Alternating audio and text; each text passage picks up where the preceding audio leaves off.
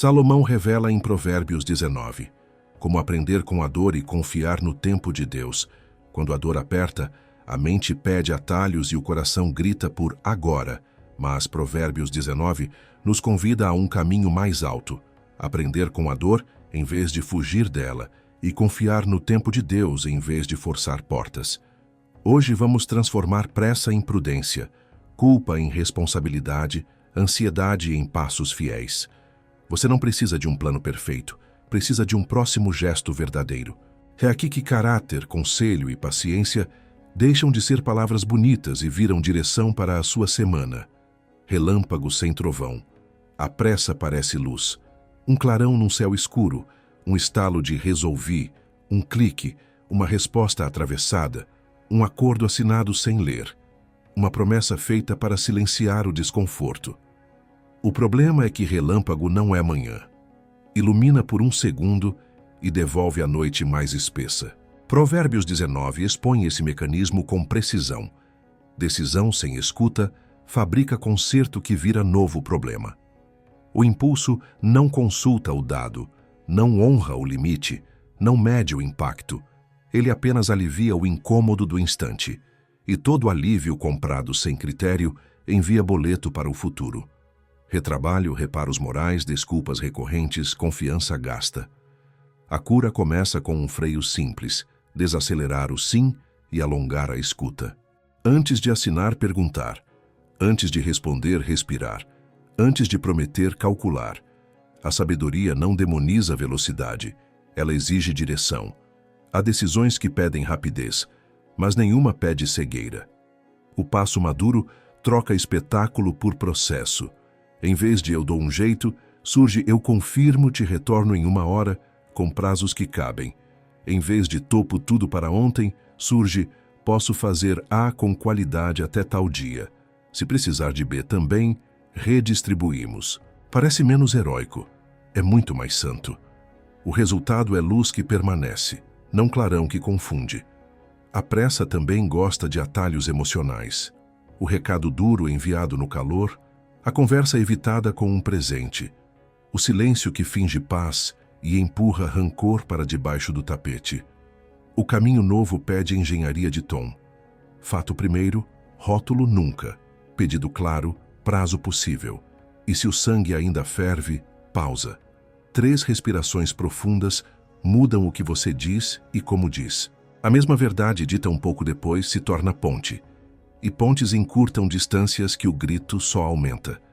No trabalho, relâmpago sem trovão aparece em metas, depois a gente vê. Reuniões sem pauta, tarefas assumidas para agradar e abandonadas por exaustão. Em casa aparece na promessa fácil que desorganiza quem ama você. O antídoto é previsibilidade honesta. Quando você aprende a dizer menos e cumprir mais, o ambiente inteiro desliga a sirene. As pessoas param de te cercar para cobrar e começam a te procurar para construir, porque sua palavra deixou de ser faísca e virou trilho. Para hoje, um gesto. Escolha uma decisão que você tomaria no impulso e aplique o protocolo dos 3 R. Respirar, revisar, retornar. Respire por 3 ciclos completos. Revise fatos e limites. O que realmente está em jogo, o que cabe a você, o que é cenário e o que é sentimento. Retorne com uma resposta que você pode sustentar com paz. Se for não, diga com respeito e ofereça um caminho possível. Se for sim, dê prazo real e não adicione enfeites. Ao cair da noite, veja o saldo. Menos incêndio, mais chão. É assim que a luz deixa de ser clarão e vira manhã. Caráter. Antes de resultado. Quando a dor aperta, a tentação é negociar princípios por alívio imediato. Depois eu acerto. Ninguém vai perceber. É só desta vez. O problema é que decisões assim funcionam como remédio vencido. Podem anestesiar por minutos, mas adoecem o que sustenta você por dentro. Provérbios 19 coloca o holofote no fundamento. Mais vale pouco com integridade do que muito com atalho. Em tempos de pressão, caráter não é luxo moral, é estrutura de carga. É o que impede que o prédio da sua vida desabe quando o vento aumenta. Resultado sem caráter vira vitrine sem loja. Bonito no feed, vazio no estoque. Caráter com pouco resultado é oficina que continua aberta, pronta para crescer do jeito certo. Caráter começa onde ninguém aplaude. É cumprir o combinado quando o outro esqueceu. É dizer, eu não posso, quando todo mundo diz, dá um jeito. É devolver o troco que veio a mais, é dar crédito exato a quem fez, é admitir errei antes que alguém te desmascare, é pedir ajuda sem teatro. Em ambientes de dor, isso parece atraso. Na verdade, é adiantamento de paz.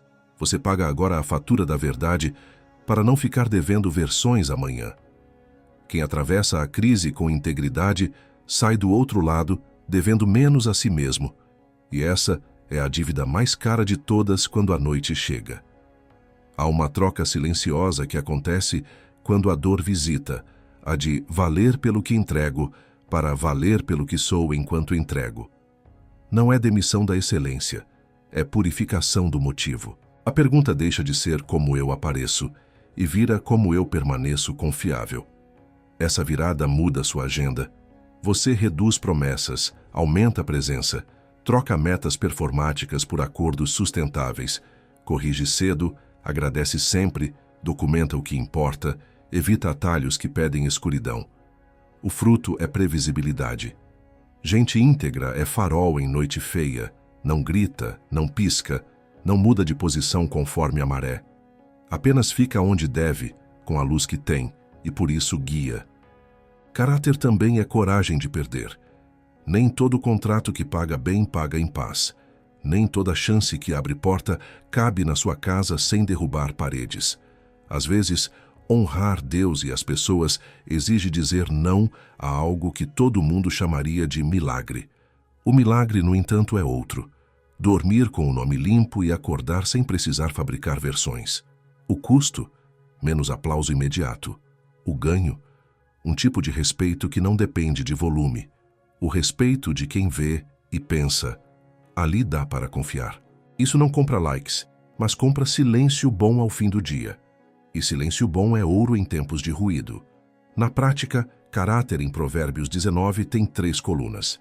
Primeira, honestidade de processo. Orçamentos claros, prazos que cabem em gente, critérios públicos. Se algo exige segredo para existir, não passa no crivo. Segunda, fidelidade de palavra. Prometer menos, cumprir mais. E quando falhar, porque somos humanos, reparar sem novela. Prometi X, entreguei Y, peço perdão, novo prazo Z. Aqui está o que já adiantei. Terceira, justiça nas relações. Tratar o fraco com honra, o diferente com respeito, o colega com precisão, o desafeto com verdade sem humilhação. É nessa terceira coluna que a dor mais nos tenta a escorregar, porque feridos, ferimos. O caráter segura sua mão antes do golpe. Eu posso ser firme sem ser cruel. Você pode estar pensando, mas e se eu fizer o certo e perder o resultado? Às vezes perde-se mesmo, no curto prazo. Só que a matemática de Deus inclui juros que a pressa não sabe calcular, portas que se abrem porque alguém te citou como referência de confiança, crises que não viram escândalo, porque você tem registros e verdade, filhos e amigos que reproduzem o bem que viram você praticar quando doeu. O resultado muda de rosto. Não é apenas número, é legado. E legado é o tipo de resultado que continua gerando fruto quando você já não está mais segurando a enxada. Caráter também aprende com a dor sem transformar dor em identidade. Há gente que, ao sofrer, vira cínica. Todo mundo é assim. Integridade recusa esse atalho amargo. Ela vê a falha, nomeia, estabelece limite, busca justiça e volta a construir. Não confunde prudência com amargura, nem proteção com isolamento. Isso é maturidade, manter o coração macio e a coluna firme. Firme para dizer não, macio para continuar amando. É essa mistura rara que faz o tempo trabalhar a seu favor. Para colocar no chão nas próximas 24 horas, faça um inventário rápido. Em que ponto a dor te empurra para um atalho? Escreva. Qual é o princípio não negociável aqui? Nomeie. Qual é o pequeno custo que você aceitará hoje para permanecer inteiro? Decida. Em seguida, execute 3 gestos simples. Primeiro, um não respeitoso a algo que exige escuridão. Segundo, um sim silencioso a um dever esquecido que honrará alguém. Terceiro, um reparo honesto em algo que você prometeu além do possível. Avise, ajuste, cumpra. Ao final do dia, observe o que mudou por dentro. O peito mais leve, a mente menos ocupada fabricando desculpas, o sono menos curto. É o efeito colateral da integridade. Paz. Se escorregar, não desista. Caráter não é currículo sem manchas, é compromisso de limpar a sujeira cedo. Arrependa-se sem rodapé, recomece sem heroísmo. Com o tempo, você perceberá um padrão. Resultados virão, alguns menores, outros maiores. Mas em todos, sua alma estará presente. E alma presente vale mais do que qualquer troféu que obriga você a se ausentar de si. Em Provérbios, essa é a conta que fecha. Melhor pouco com retidão do que muito com inquietação. Na dor, esse melhor não é teoria, é sobrevivência. A mecânica do auto-engano. Há um relógio dentro de nós que vive adiantado. Quando a dor aperta, ele dispara o coração, encurta o fôlego e empurra os pés. Corremos. E correndo, tropeçamos no que estava à vista. Depois, cansados e frustrados, olhamos para o céu e perguntamos: por que Deus deixou isso acontecer? Provérbios 19 expõe essa engrenagem com franqueza. Primeiro a gente apressa os próprios passos. Depois a gente culpa o Senhor. É a mecânica do auto-engano. Ela é sutil, repetível e cara. Sutil, porque se disfarça de praticidade e boa intenção. Repetível, porque dá a sensação de controle e alivia a ansiedade do instante. Cara, porque a fatura chega com juros, retrabalho, relações arranhadas, paz perdida. Auto-engano começa com uma edição do cenário. A mente escolhe dados que justificam a pressa e descarta os que pedem prudência. Nunca dá tempo. Se eu não pegar agora, perco para sempre. É melhor pedir desculpa depois do que permissão agora. A dor funciona como luz de emergência, ilumina só a saída mais próxima. Só que maturidade não foge do prédio. Verifica se é fumaça na cozinha ou incêndio de verdade. O passo sábio aqui é restituir o quadro completo. Quais fatos eu estou ignorando? Quem será afetado por essa decisão além de mim? O que é reversível e o que, se eu fizer, não volta? Perguntas assim freiam o impulso justamente onde ele é mais convincente. Depois vem o atalho do motivo nobre. Faço isso pela família. É para o bem do time. É para a obra de Deus. E pode até ser, mas motivo bom com método torto continua torto. A integridade exige coerência. Não se constrói paz mentindo, não se salva tempo prometendo o que não cabe, não se abençoa alguém vendendo a própria alma. O auto-engano adora vestir-se de altruísmo para evitar confronto com a própria vaidade. O antídoto é simples e duro: chamar cada coisa pelo seu nome. Estou com medo de parecer fraco. Quero provar que consigo. Estou exausto e quero acabar logo. Quando a verdade entra, a máscara cai, e com ela cai metade da pressão. O terceiro dente dessa engrenagem é a transferência de culpa. O plano falhou? Foi o mercado. A conversa azedou? Foi o tom do outro. O prazo não foi cumprido? Foi o trânsito.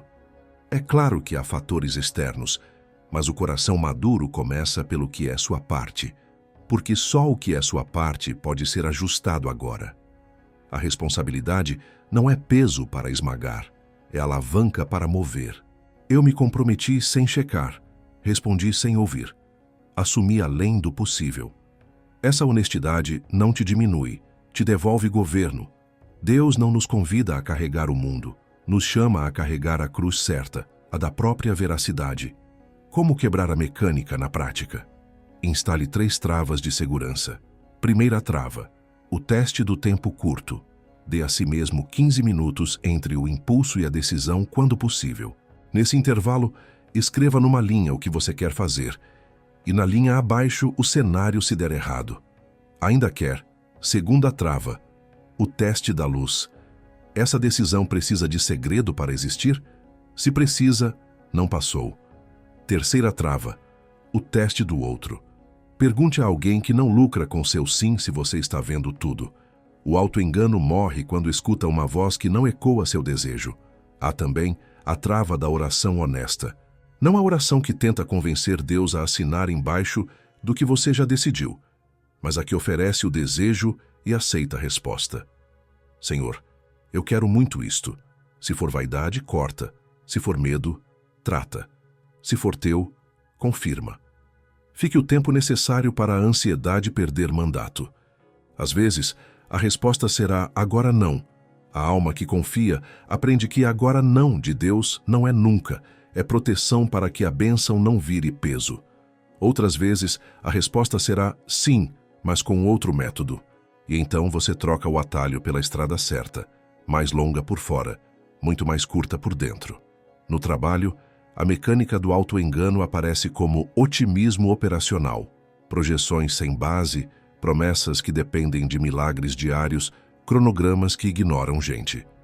Em casa aparece como paz fake, evitar conversa difícil, compensar com presentes, acumular pequenos ressentimentos até explodir. Em ambos, o concerto começa pelo reconhecimento. Eu criei um enredo para me livrar do desconforto. Depois, vem a engenharia da realidade. Redimensionar promessas, redistribuir tarefas, reagendar prazos, remarcar a conversa com pauta e hora para terminar.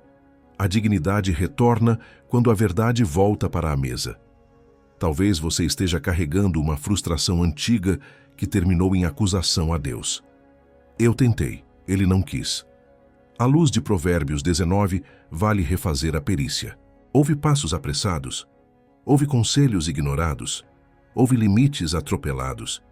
Se sim, confesse, não para se culpar, mas para limpar o caminho. Deus não se ofende quando você assume sua parte. Ele se alegra, porque agora há espaço para orientar de novo. E, se você olhar tudo e concluir que foi injustiça, que não dependia de você, ele continua sendo seu refúgio. Só que agora, sem a sombra da acusação injusta que te esfria por dentro. Para as próximas 24 horas, escolha um ponto onde você repete essa mecânica e vire a chave com 4 passos. 1. Escreva o impulso e o porquê bruto. 2. Acrescente os fatos que você estava ignorando. 3. Peça a opinião de alguém que vai te dizer a verdade. 4. Ore oferecendo o desejo e aceite de verdade a possibilidade de um agora não. Se o passo for adiante, vá com prazos reais e comunicação limpa. Se não for, não chame de perda, chame de desvio evitado. Nomes certos curam. Auto-engano é um hábito, quebrantamento também. Quanto mais você pratica a combinação de verdade, conselho e pausa, mais rápido identifica as velhas manobras. O coração, então, aprende um som novo, o do tempo de Deus. Não é silêncio de abandono, é compasso que guia. Nesse ritmo a dor continua doendo, mas vira mestre. E o caminho, que antes parecia longo demais, se revela o atalho verdadeiro, o que leva você onde precisa chegar sem cobrar, lá na frente, a sua paz. Descrição: o freio invisível. Há freios que fazem barulho, e há freios que salvam justamente porque não se anunciam. Discrição é esse freio silencioso da sabedoria.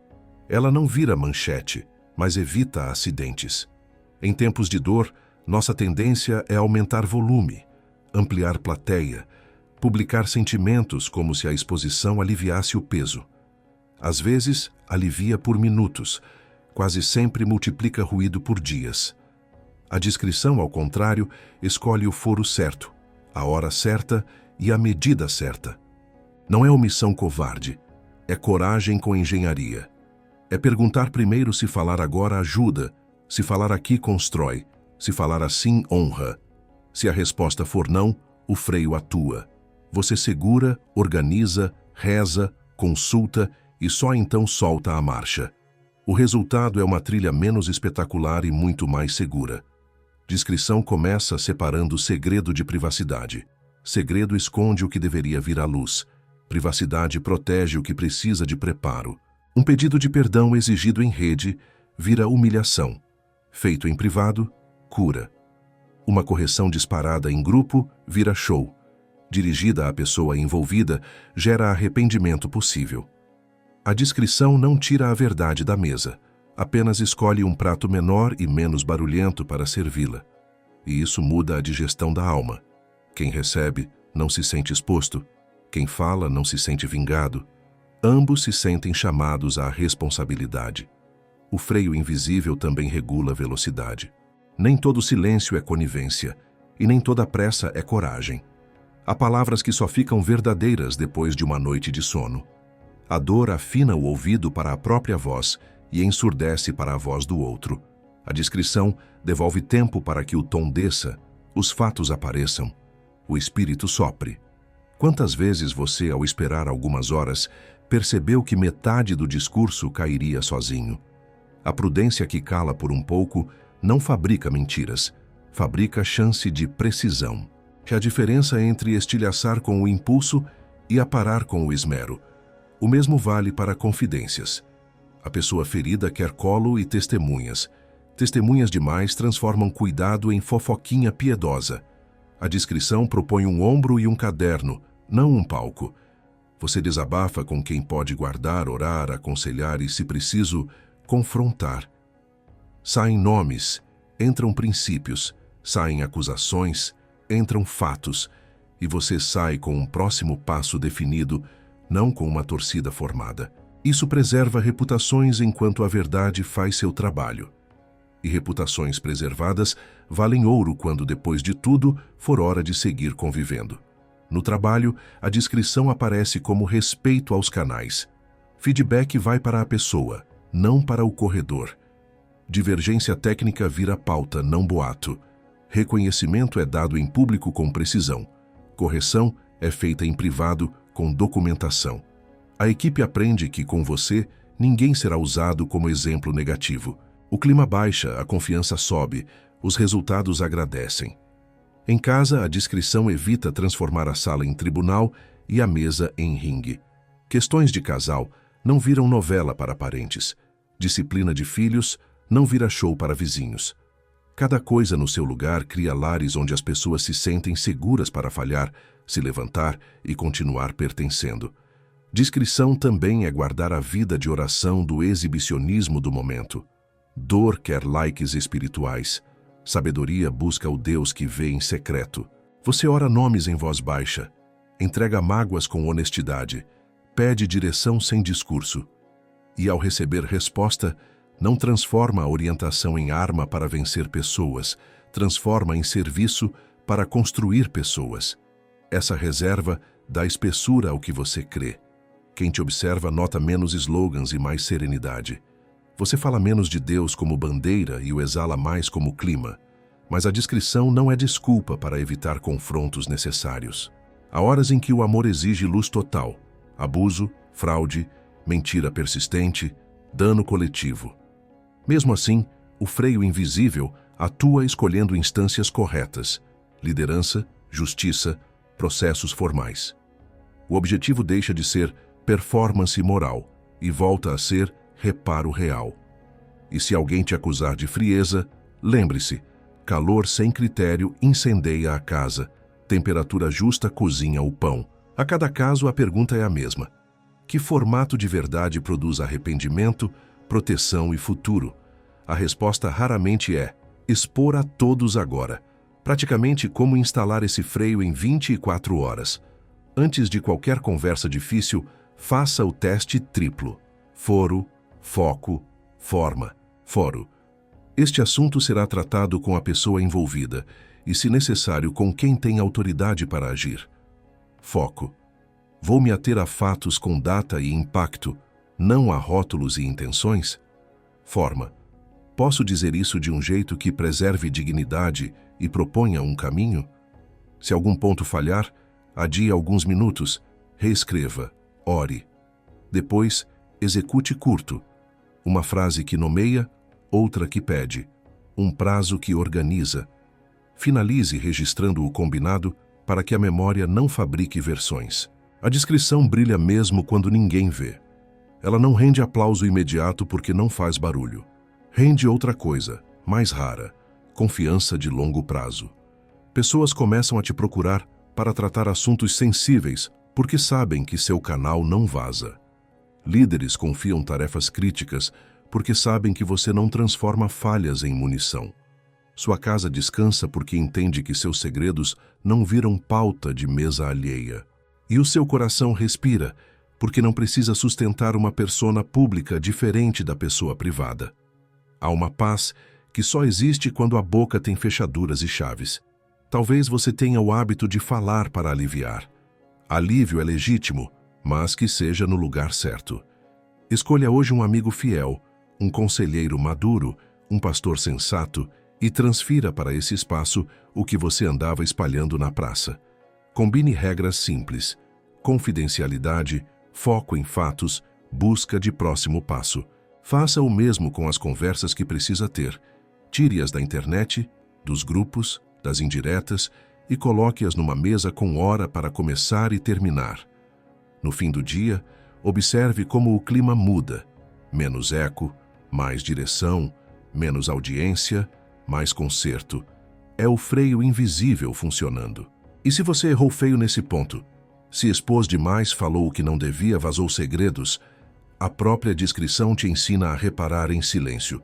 Procure quem foi afetado, admita sem rodeios, peça perdão, corrija onde for possível e cumpra o compromisso de não repetir. Não publique sua culpa para parecer humilde, pratique sua humildade onde ela é necessária. Aos poucos, a confiança volta. E com ela, volta a alegria de viver sem palco permanente. No fim, a discrição não te encolhe, te amplia. Porque protege o que é essencial para que você continue sendo quem é, mesmo quando a dor aperta. Aprende a calar o que precisa de preparo e a falar o que pode curar. Apressados chamam isso de fraqueza, sábios chamam de governo de si. E é sob esse governo, discreto e firme, que a sua história atravessa a tempestade sem virar espetáculo e chega do outro lado com pontes em pé e gente inteira ao seu redor. A conta secreta da pressa. A pressa tem marketing brilhante, promete dor mais curta, solução imediata, sensação de controle. Você assina no impulso porque o medo quer acabar logo, a ansiedade quer silenciar o desconforto e o orgulho quer provar que sabe. Só que a pressa trabalha como banco silencioso. Cada agora sem critério vira parcela com juros que você paga depois em retrabalho, desgaste de vínculo, desculpas repetidas e perda de credibilidade. Provérbios 19 mostra o extrato que quase ninguém imprime. Quem corre sem ver tropeça no óbvio. Quem promete sem calcular, vende o nome a prazo. Quem fala sem ouvir, compra briga com palavras que não pode devolver. Quando a poeira baixa, o que restou é um cansaço caro, porque não nasceu de serviço, mas de desperdício. Essa conta aparece primeiro na qualidade. O atalho acelera a entrega e reduz o acabamento. Você resolveu, porém deixou arestas que voltam como perguntas, erros que pedem correção, ruídos que exigem reunião extra. O tempo que achou que economizou reaparece multiplicado. A pressa também corrói a confiança. Uma promessa inflada em nome da boa intenção, um conto com você dito para agradar, um eu vejo isso lançado no ar, viram pequenos furos no casco da sua reputação. Gente não cobra de imediato, mas registra, e confiança é conta corrente. Depósitos frequentes de previsibilidade, saques repentinos de decepção. Se os saques excedem os depósitos, o relacionamento entra no cheque especial das explicações. A conta atinge ainda a linguagem. Quando o coração corre, a boca tropeça. Frases absolutas, sempre, nunca, ninguém, tudo, parecem mais rápidas do que fatos com data e impacto. Só que absolutos pedem retratação, fatos pedem continuação. 1 minuto de pausa antes de responder. O teste simples de checar a pauta e a pergunta honesta: qual é o pedido? Economizam horas de ida e volta. A pressa ama adjetivos, porque adjetivos dão sensação de força. A prudência prefere substantivos. o que aconteceu, quando, com quem, com que efeito. Essa troca de vocabulário desliga sirenes e acende luzes de trabalho. No trabalho, a conta secreta da pressa se chama retrabalho.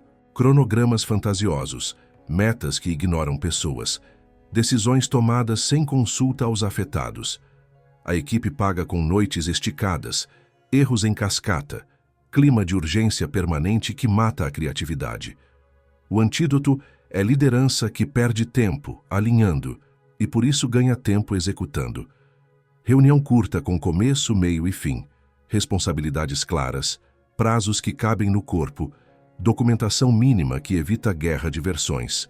Parece devagar, é mais rápido quando somado no mês. Em casa, a conta aparece como conflitos que poderiam ter sido evitados com uma frase precoce, uma agenda vista ontem, um não dito mais cedo.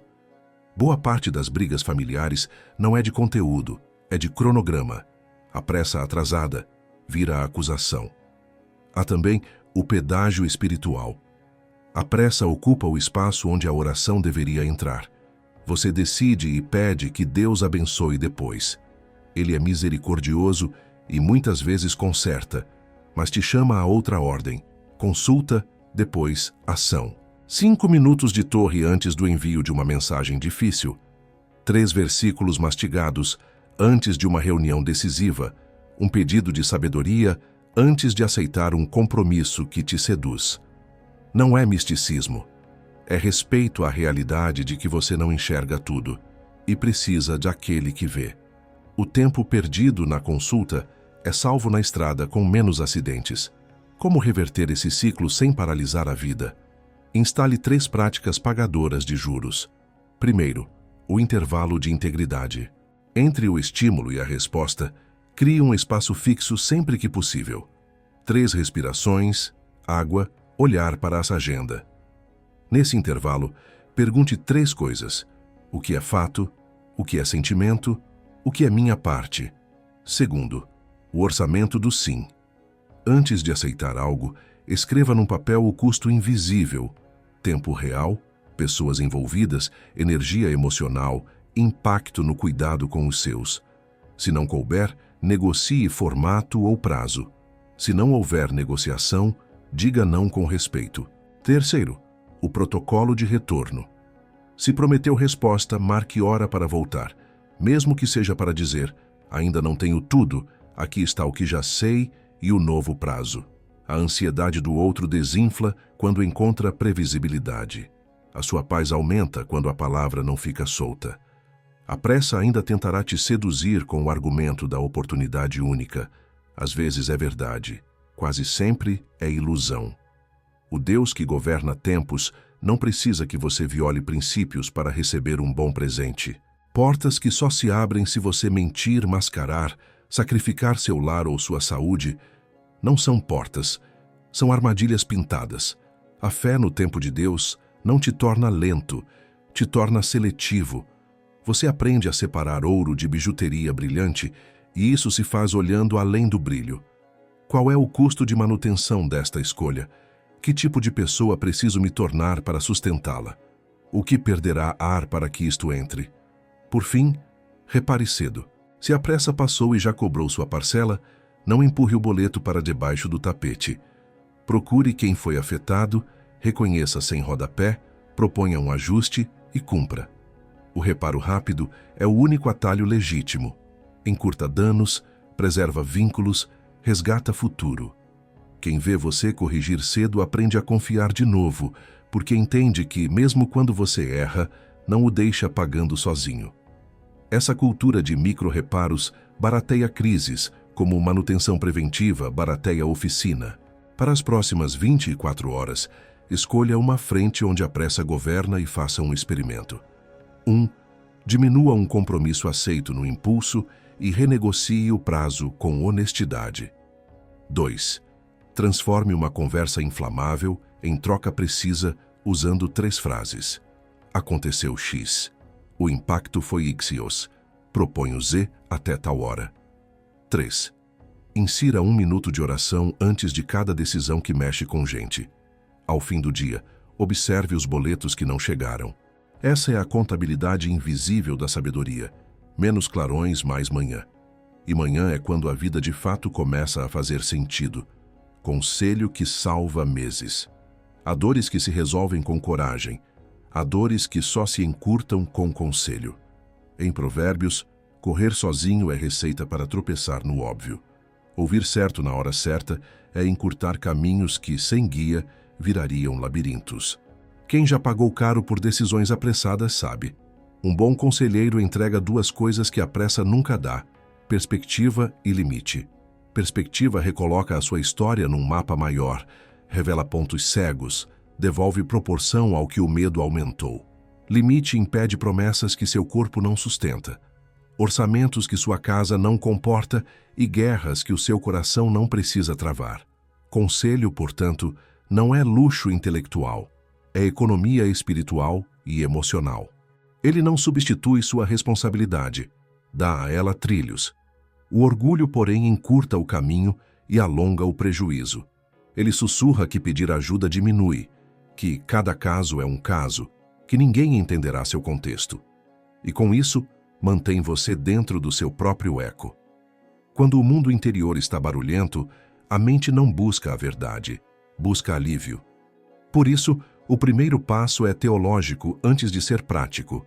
Reconhecer diante de Deus que você não enxerga tudo. Essa confissão abre a porta para que a sabedoria entre pela boca de gente real. Deus gosta de conduzir pessoas por pessoas. Ele poderia dar a resposta completa no seu quarto e às vezes dá. Mas frequentemente, ele envia a resposta embalando-a em amizade madura, em mentoria, em profissionais competentes, em irmãos e irmãs de fé que não precisam do seu aplauso para te dizer o que é necessário. Conselho que salva meses tem 3 sinais. Primeiro, reverência à verdade. O conselheiro não massageia seu ego, ele separa fato de narrativa, pergunta datas, rejeita rótulos, recusa generalizações e te entrega espelho sem distorção. Segundo, interesse na sua vida, não no seu aplauso. Ele não transforma sua dor em palco, não te usa para provar tese, não te conduz para onde ele lucra mais. Terceiro, compromisso com o próximo passo, não com dependência. Ele te ajuda a decidir, não decide por você. Te ensina a pensar, não te coloniza. Quando esses sinais estão presentes, você sai da conversa menos confuso e mais responsável, com uma ação viável na mão. Como encontrar esse tipo de gente? Comece pechinchando virtudes, não títulos. Procure quem tem histórico de sobriedade, reputação de verdade sem crueldade, frutos de paz nas relações. Às vezes é a pessoa quieta da equipe que raramente erra prazos. Às vezes é a irmã da igreja que não vazou um segredo em 20 anos. Às vezes é um profissional com ética capaz de dizer: não pegue este caso comigo, você precisa de outro especialista. Convite-os com clareza e respeito. Tenho uma decisão X. Posso te apresentar os fatos e ouvir sua leitura? Prometo ser breve e honesto. Combine tempo de início e fim. Chegue com o material na mão. Linha do tempo, números, impactos. O que você já tentou? A responsabilidade prepara o terreno para a sabedoria florescer.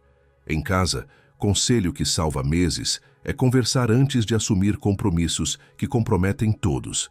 Planejar férias, mudança, empréstimo, projeto paralelo, adoção de um pet, decisões escolares. 1 hora de conversa franca, sem telas, com papel e caneta, evita semanas de atrito depois. Traga perguntas que iluminem. O que essa decisão exige de cada um? Que rotinas ela mexe? Qual é o pior cenário e como o atravessaremos juntos? Quem mais será afetado e deve ser ouvido? O objetivo não é ter unanimidade eterna, mas chegar a um sim, que ninguém precise pagar com ressentimento. Quando a casa participa, o ajuste posterior dói menos. No trabalho, conselho que salva meses assume a forma de uma quórum de prudência. Escritura, princípios, alguém mais maduro, experiência e alguém afetado, prática. Antes de lançar uma meta ambiciosa, chame a pessoa que terá de executá-la. Antes de redesenhar processos, pergunte a quem faz o chão acontecer. Antes de aceitar um cliente tentador, ouça quem lida com cobrança e jurídico. Essa triangulação reduz os cegos do alto e do chão e torna a decisão mais verdadeira. Verdadeira não significa perfeita, significa menos ilusória, logo menos cara. Se você lidera, transforme isso em cultura. Ninguém decide sozinho, o que compromete muitos. Também há o conselho profissional, médico, financeiro, terapêutico, jurídico, pastoral. Em tempos de dor, a tentação é buscar no Google o que só um especialista deve tratar. A sabedoria bíblica não tem ciúmes dos saberes humanos, ela os ordena. Busque ajuda competente sem culpa. E seja paciente. Diagnóstico sólido pede perguntas, histórico, exames. Dê ao processo o tempo necessário para a verdade emergir. O remédio rápido que não trata a causa adia a dor e a torna mais cara depois. E lembre-se, mesmo com especialistas, você continua responsável por dizer a verdade inteira. Metade da história produz metade do tratamento. Resistências virão. A mais comum é: não tenho para quem pedir. Comece pequeno. Uma conversa mensal com alguém mais velho em uma área específica já muda o terreno. A segunda: não quero incomodar. Orgulho disfarçado de gentileza. Gente sábia gosta de ver gente crescer. Sinta-se honrado por ser pastoreado. A terceira: já pedi e me feriram. Lamente isso, estabeleça limites, mude de canal, mas não desista de procurar. Deus tem gente segura na sua cidade. Peça que Ele te mostre e teste aos poucos com assuntos menores, até que a confiança se prove. Como praticar nas próximas 24 horas? Escolha uma decisão em aberto e passe-a pelo roteiro 4C. Contexto, consequências, conselheiros, compromisso. Contexto: escreva a linha do tempo, os fatos, o que é reversível. Consequências: melhor e pior cenário, impacto no corpo, nas finanças, no lar, na fé. Conselheiros: marque 2 nomes, um mais maduro, um afetado diretamente. Envie uma mensagem clara: posso te ouvir por 20 minutos com foco neste ponto? Compromisso: saia da conversa com um próximo passo datado e um retorno agendado para a prestação de contas. A sabedoria floresce onde a responsabilidade rega. E se o conselho vier contrariando o seu desejo? Teste-o na luz. Se ele honra a verdade, protege os vulneráveis, respeita limites e sua resistência nasce de vaidade ou medo, obedeça, especialmente se vários conselheiros independentes convergirem. Se o conselho ferir princípios, exponha com respeito a divergência e busque mais vozes. Confiar em conselheiros não é terceirizar consciência, é afiná-la. Ao final, sua decisão será sua, mas terá passado por lapidação que poupa meses. Conselho que salva meses não impede dor, impede desperdício. Você pode até atravessar o mesmo vale, mas não ficará rodando nele por falta de mapa. Haverá dias em que agradecerá por ter feito aquela ligação, aquele café, aquela consulta, antes de assinar, de responder, de prometer. O tempo de Deus costuma se revelar no ritmo da sabedoria, menos tranco, mais cadência, menos espetáculo, mais fruto. E no balanço de um ano perceberá que a vida ficou mais leve, não porque as lutas diminuíram, mas porque as burras de carga foram substituídas por trilhos. Trilhos que gente fiel te ajudou a colocar no chão e por onde agora você pode ajudar outros a caminhar. Paciência, o tempo que cura. Paciência não é passividade, é força disciplinada no ritmo certo. A dor quer urgência, a ansiedade quer atalhos, o orgulho quer provar competência.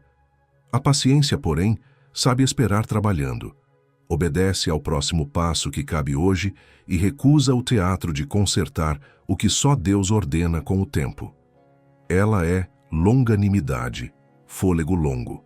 Em Provérbios 19, essa virtude pacífica ambientes porque desativa explosões que só aumentariam o estrago e abre espaço para que a verdade apareça sem violência. Paciência é uma espécie de guarda de trânsito do coração. Ela segura quando o sinal está vermelho, libera quando fica verde e evita colisões no amarelo da pressa. Existem 3 relógios em jogo quando sofremos: o nosso, o dos outros e o de Deus. O nosso quer agora, mede valor por velocidade e confunde movimento com progresso. O dos outros nem sempre acompanha nossa dor. Pessoas têm ritmos, compromissos, limitações, e isso fere quem está sensível. O relógio de Deus, por sua vez, trabalha com maturação. Ele não desperdiça tempo, mas também não apressa frutos verdes. A paciência nasce ao reconhecer esses 3 tempos e escolher dançar conforme o compasso do céu, não o do medo. É nessa dança que o coração aprende uma ciência rara: segurar sem acumular rancor, avançar sem atropelar, aguardar sem abandonar. Paciência não é uma emoção que cai do céu. É uma prática que se cultiva. Começa por uma decisão de linguagem. O impaciente fala em absolutos: nunca, sempre, ninguém, nada. A paciência puxa o freio e devolve calendário. Hoje doeu muito. Esta semana foi pesada. A resposta ainda não veio. Essa troca de vocabulário reduz o drama e aumenta a precisão. E precisão reduz a raiva, porque ela nos tira do tribunal e nos recoloca na oficina. Em seguida, a paciência instala intervalos no dia. Micropausas que impedem o transbordamento do coração. 3 respirações antes de responder. 5 minutos de silêncio antes de enviar mensagem difícil. Meia hora de pequeno sábado no fim da tarde para o corpo não virar sirene. São vãos de dilatação na estrutura da alma. Sem eles, qualquer calor racha a parede. Outra disciplina da paciência é o primeiro o fato, depois o juízo. O impaciente traduz sinais parciais como veredictos.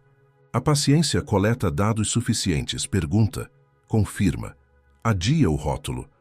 Quantas brigas teriam sido evitadas se tivéssemos pedido contexto antes de concluir intenção? Paciência. Aqui, não protege a injustiça. Protege a justiça da precipitação. É também a arte de trabalhar no que é sua parte, enquanto aguarda o que não é. Você não controla o retorno do outro, mas controla seu tom e sua clareza. Não controla o cronograma das portas, mas controla sua prontidão quando abrirem. Não controla a chuva, mas pode semear, capinar e vigiar a cerca. Há uma paz que nasce desse foco. A mente para de lutar com fantasmas e volta a construir no terreno que tem. A paciência precisa de aliados práticos. Um deles é o plano com margem. Metas sem folga criam urgências desnecessárias, e urgência contínua mata a gentileza. Quando você reserva margem para imprevistos, protege sua humanidade e a dos outros. Outro aliado é o reparo cedo. Ao menor sinal de ruído, você aciona um pedido de perdão, um ajuste de prazo, um esclarecimento. Esperar não é acumular, é ajustar no caminho. Paciência, portanto, não adia conversas necessárias.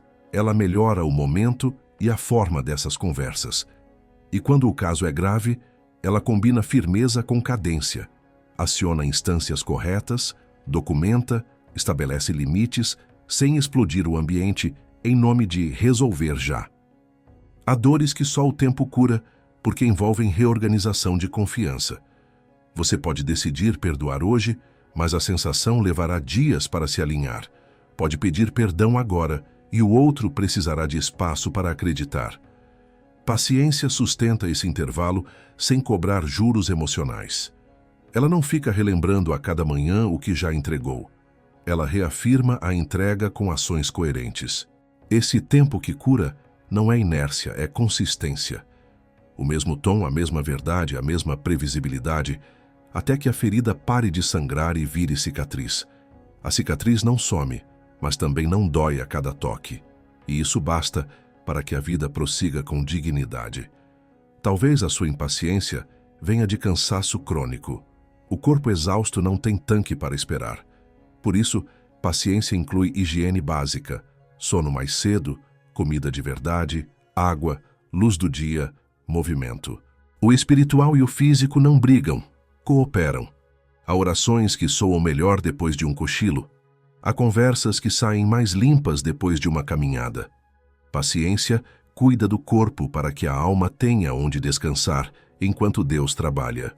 No âmbito da fé, paciência é confiança aplicada. Você diz: seja feita a tua vontade, e em seguida organiza a agenda de modo coerente com essa entrega. Não inventa atalho para proteger promessas de Deus. Deixa que Ele as proteja. Lembra-se de que apressar bênçãos costuma transformá-las em pesos, e aprende a agradecer pelo que ainda não chegou como quem rega uma semente, com esperança, não com ansiedade. Essa atitude muda o clima do coração. A espera deixa de ser corredor escuro e vira gestação. O que está por vir está sendo formado, em você inclusive. Para treinar nas próximas 24 horas, escolha 3 exercícios. Primeiro, um intervalo fixo. Toda resposta difícil passará por 3 respirações e 2 perguntas de esclarecimento. Segundo, um gesto de preparo. Arrume hoje o que você pode para receber amanhã: papéis, e-mails, casa, corpo. Terceiro, um ato de confiança. Nomeie em oração aquilo que você quer controlar e devolva ao Senhor, pedindo apenas o próximo passo. Ao fim do dia, observe: menos incêndio, mais ar nas conversas, menos preciso agora, mais posso quando for a hora. É assim que a paciência se torna hábito, e como hábito, cura, porque dá tempo para que a verdade apareça, para que a graça trabalhe e para que você permaneça inteiro enquanto espera. Generosidade que abre portas. Quando a dor aperta, o instinto é fechar a mão. Guardar, proteger, retrair. Parece lógico. Quem sangra, economiza. Mas a sabedoria de Provérbios vira essa lógica de cabeça para baixo. Generosidade não é luxo de dias fáceis, é ferramenta de dias difíceis. Ela não compra favores nem mascara verdades. Ela cria ambiente. Corações desconfiados se abrem diante de gestos limpos. Caminhos emperrados deslizam quando alguém decide servir sem teatro. A mão aberta não perde o que tem, ganha ar. E ar é o que um coração oprimido mais precisa para continuar. Generosidade aqui tem contornos muito mais amplos do que dinheiro. É também, e muitas vezes primeiro, tempo, escuta, perdão, acesso, reputação emprestada, paciência, experiência partilhada. É ceder agenda para ouvir sem interromper. É escrever uma carta clara pedindo perdão e propondo conserto. É abrir portas para alguém que não teria como entrar sem exigir palanque como pagamento. É revisar um documento para aliviar o peso de quem está sobrecarregado. É falar bem de alguém com precisão e na ausência dele. É dividir o que você sabe para que outro não pague o mesmo preço que você pagou. Cada uma dessas ofertas desarma suspeitas e convida a paz a trabalhar. A generosidade que abre portas tem 3 sinais. Primeiro, é precisa. Ela mira sede real, não vaidade. Em vez de qualquer coisa estou aqui, ela pergunta: o que exatamente te ajudaria hoje? A precisão evita desperdício e evita manipulação. Segundo, é discreta. Não transforma cuidado em vitrine. O bem feito na luz certa não exige aplauso. Ele confia que o fruto aparecerá no tempo e no lugar que Deus quiser. Terceiro, é responsável. Ela nunca encobre pecado nem adia verdades. Se há um reparo moral, o gesto vem depois da confissão, não antes. Vem para aliviar peso, não para comprar silêncio. Essa combinação, precisão, discrição e responsabilidade, dá à generosidade o poder de lubrificar engrenagens sem viciar sistemas. No terreno das relações feridas, dar pode ser o primeiro degrau para retomar conversa, não como moeda, mas como contexto. Você chega no horário, leva por escrito o que precisa ser tratado, prepara a água, escolhe um tom que preserva a dignidade, propõe um caminho que o outro possa trilhar. O ambiente muda. Onde antes havia defesa, começa a existir colaboração. Em famílias, generosidade vira pequenos alívios estratégicos, assumir uma tarefa para que o outro respire, surpreender com uma folga combinada, notar o esforço e nomeá-lo em voz alta. Vi você segurando o dia. Obrigado. Em equipes, aparece como reconhecimento público e crédito exato. Este resultado teve a mão de fulano nesta parte, de ciclano naquela. Obrigado. Pessoas tratadas assim, tratam assim. E a cultura muda. No âmbito financeiro, generosidade limpa a alma de ansiedades disfarçadas de prudência. O medo diz, quando sobrar eu reparto. A sabedoria responde, repartir é parte da ordem que faz sobrar o que importa. Separar um valor modesto e fiel, proporcional à sua realidade, para socorrer necessidade próxima, apoiar a casa de Deus, investir em causas que promovem justiça, tem um efeito que planilhas não mensuram. Livra o coração da crença de que paz vem de acumular. E a mão que reparte encontra mão estendida quando ela mesma aperta, porque generosidade cria uma rede invisível de cuidado real. Não é matemática mágica, é reciprocidade de gente que está acordada para a dor alheia. Há generosidades que custam zero dinheiro e valem muito. Uma delas é a generosidade de reputação. Em tempos de fala fácil e julgamento apressado, decidir não repassar rumor, corrigir uma injustiça verbal, contextualizar um tropeço alheio, é serviço de alto valor. Você impede que um incêndio ganhe vento. Outra é a generosidade de presença. Chegar, ainda que por pouco tempo, para atravessar um procedimento, acompanhar uma reunião difícil, estar no velório, visitar no hospital. A presença não resolve, mas sustenta. E quem é sustentado assim, sustenta outros depois. Há ainda a generosidade de ensinar. Em vez de brilhar em segredo, você abre seu caderno. Faço assim por estes motivos. Aqui estão meus erros. Evite-os. 1 hora de mentoria economiza meses de tentativa e erro de alguém e baixa a solidão do caminho. Generosidade, para abrir portas, precisa também de limites. Dar tudo, sempre, para todos, é receita de exaustão e ressentimento. É preciso perguntar: posso dar isso sem trair o que prometi em casa? Isso será recebido como cuidado ou estimulará a dependência doentia? Há alguém mais adequado para esta ajuda? Limite preserva a pureza do gesto e a qualidade do cuidado. Muitas vezes, generosidade madura é justamente indicar outro canal mais competente e continuar presente de outro modo. E quando o pedido é manipulação franca, o não calmo é a forma mais honesta de amar. Mão aberta não é mão sem discernimento. Talvez você desconfie. Se eu abrir, vão abusar. Às vezes, sim. Por isso, oriente sua mão pela oração e por conselhos. Peça a Deus que te mostre onde regar hoje e onde Ele mesmo regará sem você. Distribua peso. Ninguém é o salvador da cidade. Você é um canal entre muitos. E se errou e foi usado, não feche o coração para sempre. Ajuste critérios, aprenda a dizer não, peça suporte e volte a dar de modo inteligente. Amargura é má conselheira, transforma toda semente em ameaça. Na prática das próximas 24 horas, faça um inventário simples. Quem ao meu redor tem sede real que eu posso aliviar? Escolha um gesto concreto, pequeno e imediato. Ligue para ouvir em silêncio por 15 minutos. Entregue uma refeição preparada com carinho. Revise o currículo de alguém e indique contatos. Pague um boleto de valor modesto para uma família que você conhece e que está atravessando ajuste.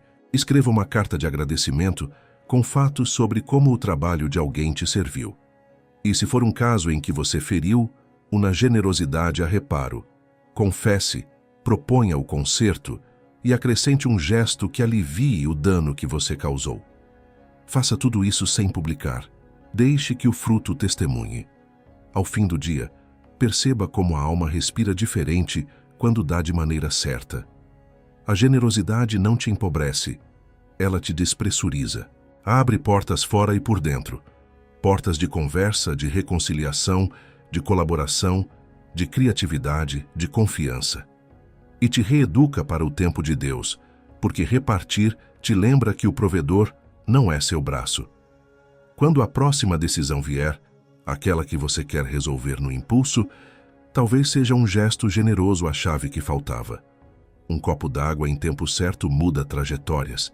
É simples assim, e por isso mesmo tão poderoso. Promessa com margem.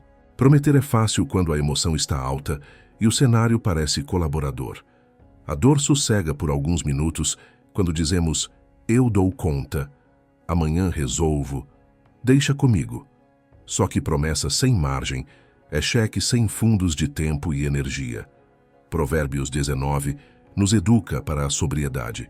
O justo mede passos antes de assinar com a boca.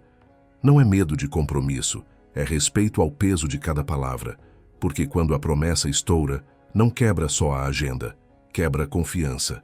E confiança, uma vez fraturada, não se recompõe com discurso, requer semanas de prática.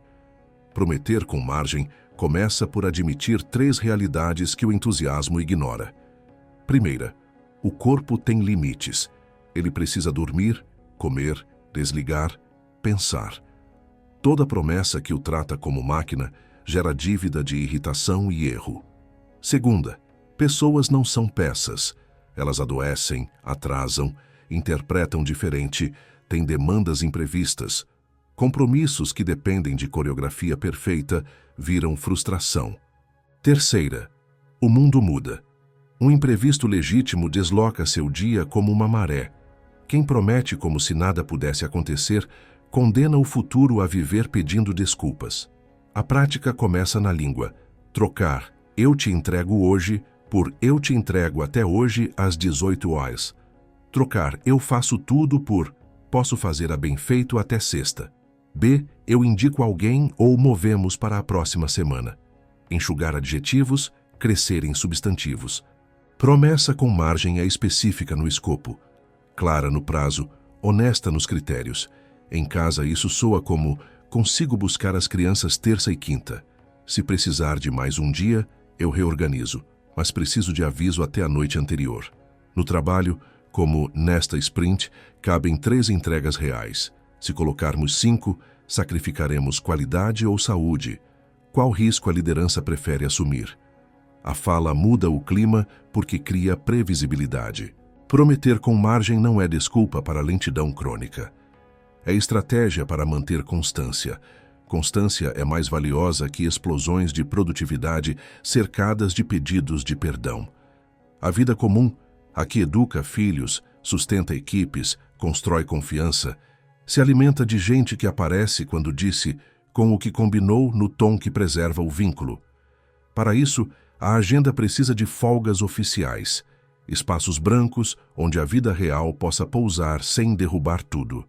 1 hora por dia sem reunião, 1 bloco por semana para reparos, um pequeno sábado diário para a cabeça baixar rotação. Quem inclui folga nas contas promete menos e cumpre mais. Outra peça é o pré-não. Ensinar sua boca a recusar cedo o que você sabe que vai estourar depois. Dizer, não posso assumir isso agora, mas posso ajudar a encontrar quem possa, é amor adulto. Dizer, não nesse formato, posso nesse outro, é engenharia, não má vontade. O não com alternativa mantém pontes e as pontes sustentam colaboração quando a maré sobe. Se o outro insistir, mantenha o limite sem culpa. A lealdade à verdade protege as duas partes do desgaste de um sim insustentável. Quando o sim já saiu e a realidade mostrou que não caberá, entra a arte do ajuste cedo. O impulso costuma ser empurrar, torcer, sumir. O caminho sábio é comunicar antes do estouro. Assumi X. Com o que entrou hoje não conseguirei entregar no prazo. Proponho novo horário e para não te deixar descoberto, adianto Z agora. Esse aviso preserva a paz do outro e sua credibilidade. Repare como a frase não tem rodapés de justificativa, só fatos e propostas. Quanto mais cedo o ajuste, menor o preço emocional. É a diferença entre trocar um parafuso e reconstruir a parede. Promessa com margem também leva em conta a temporada da casa. Há fases em que você tem mais horas livres e outras em que o tanque está no vermelho.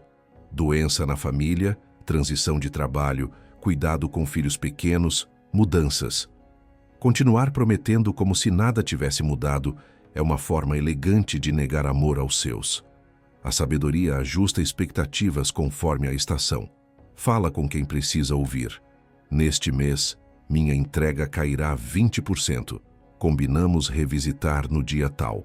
Quem te ama de verdade Prefere um sim menor que chega do que um sim grande, que cobra caro do seu coração.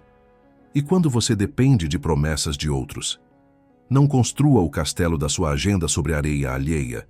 Peça compromissos claros, registre, crie planos B e C, distribua responsabilidades. Confiança saudável não é fé cega, é coordenação. E se alguém recorrentemente promete sem margem e te deixa no prejuízo, ajuste a parceria, diminua escopo, traga outra pessoa, formalize prazos, mude processos. Piedade não é conivência com irresponsabilidade crônica. Amar o próximo inclui protegê-lo das consequências de um sim que ele mesmo não respeita. Por fim, coloque Deus dentro do calendário. Há promessas que você faz só porque teme desagradar, e outras que você diz sim por vaidade de ser necessário. Oração limpa motivos e reorganiza prioridades. Apresente sua semana. Senhor, eis minhas entregas, eis meus limites, guarda minha boca de prometer além, dá-me coragem de dizer não onde devo e favor para cumprir o que disser. Quando o coração se submete assim, o tempo fica menos hostil, porque você deixa de disputar com Deus o papel de provedor do mundo e volta à sua vocação, fidelidade no próximo passo. Para as próximas 24 horas, um exercício direto. Revise o que você prometeu nos últimos 7 dias. Marque em 3 cores. Verde, cumprido com paz. Amarelo, cumprível, mas vai exigir sacrifício além do saudável. Vermelho, não cabe. Para os amarelos, ajuste o escopo ou a data. Para os vermelhos, comunique já um novo plano que respeite a verdade. E antes de assumir qualquer novo pedido hoje, passe pelo filtro triplo. Cabe no corpo? Cabe na casa? Cabe na agenda com margem? Se 2 respostas não forem sim, decline com respeito. Ao fim do dia, perceba como a alma respira melhor quando a boca fala o que o braço consegue carregar. Esse é o segredo de promessas com margem. Menos brilho na largada, mais fidelidade na chegada. Corrigir sem humilhar. Corrigir é amar no modo difícil. Quem se cala diante do erro por medo de conflito, abandona o outro ao próprio tropeço. Quem corrige para se vingar, transforma a verdade em arma. A sabedoria de Provérbios aponta um caminho mais estreito e mais nobre. A correção que constrói. Ela combina precisão, respeito e proposta de caminho. Não precisa de palco, não exige derrotados, não se alimenta de sarcasmo. Seu objetivo não é vencer a conversa, é recuperar a pessoa e consertar o processo.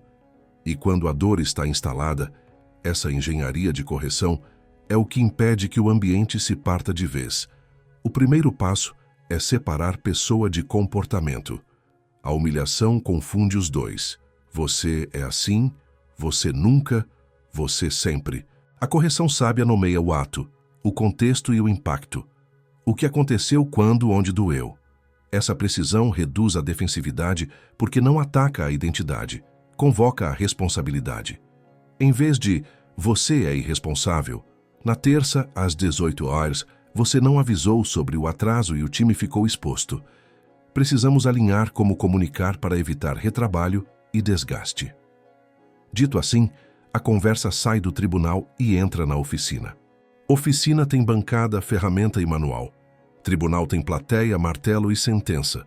Uma repara, a outra só pune. O segundo passo é escolher o foro certo.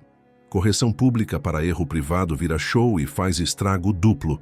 Fere quem errou e educa mal quem assiste, que aprende a temer e esconder. Em casa, evita-se converter a mesa em palanque. Trata-se no quarto, de portas fechadas, no tom adequado. No trabalho, convoca-se a pessoa, registra-se o ocorrido, estabelece-se o combinado, sem precisar pintar o quadro para impressionar superiores. Há situações em que o coletivo precisa ser ajustado, quando o erro afetou a todos. Mas até nesses casos, é possível corrigir o processo em público e a pessoa em particular. Isso preserva a dignidade e, paradoxalmente, aumenta a adesão à mudança, porque ninguém aprende sob humilhação, aprende sob respeito firme. O terceiro passo é ajustar o tempo. Corrigir com sangue quente é pedir desculpa depois. A prudência instala o freio de minutos, horas, um sono, o necessário para que o tom desça e a memória selecione fatos, não adjetivos. O risco da demora excessiva é deixar o erro criar raízes. O risco da pressa é ferir além do necessário. O ponto de ouro é cedo o suficiente para evitar crosta, tarde o suficiente para evitar explosão. Nesse intervalo, prepare-se. Anote 2 ou 3 evidências objetivas. Defina qual resultado busca: parar um padrão, ajustar um fluxo, proteger um relacionamento. Peça sabedoria em oração para dizer o mínimo que produz o máximo de clareza. O quarto passo é falar no modo cirúrgico, curto, claro, calmo. Cirurgia usa bisturi, não marreta. Fale menos do que a sua indignação quer e mais do que a sua covardia permitiria. Nomeie o fato, o impacto e o ajuste esperado, e então pergunte se o outro compreendeu da mesma forma. O diálogo que segue deve buscar acordo sobre realidade e sobre o plano de correção. Evite acumular assuntos, trate um por vez.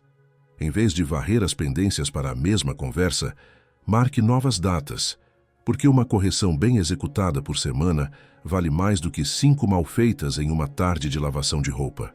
O quinto passo é oferecer escuta. Às vezes há contexto que você não viu. Doença, sobrecarga, informação mal distribuída, equívoco de sua parte. Não é para justificar tudo, é para ajustar o diagnóstico. Escutar não enfraquece sua autoridade, a qualifica. E quando você errou também, corrija-se ali mesmo. Eu falhei em não te informar X, reestruturarei isso a partir de hoje. A correção que vem acompanhada de autorreparo cria uma cultura rara.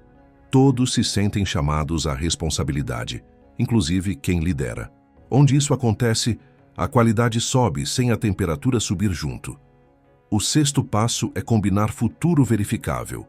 Humilhação exige promessas vagas e grandiosas. Correção pede pequenos compromissos concretos. A partir de hoje, atrasos acima de 15 minutos serão avisados até tal horário. A tarefa X terá checklist e kills, marcaremos checkpoint Z na metade do prazo. Combinados verificáveis protegem ambos. Quem corrigiu não precisa virar fiscal obsessivo. Quem foi corrigido não precisa adivinhar o padrão. E se o combinado falhar, a conversa seguinte é mais simples, porque há referência objetiva para retomar. O sétimo passo é cuidar do tom pós-correção. Nada de gelo eterno nem de cobrança passiva-agressiva. Depois que o ajuste foi combinado, trate a pessoa com a mesma honra de sempre. Confirme, reconheça o progresso, celebre acertos. Muitos relacionamentos azedam não pelo confronto, mas pelo clima que fica depois dele. O ambiente precisa reaprender a respirar.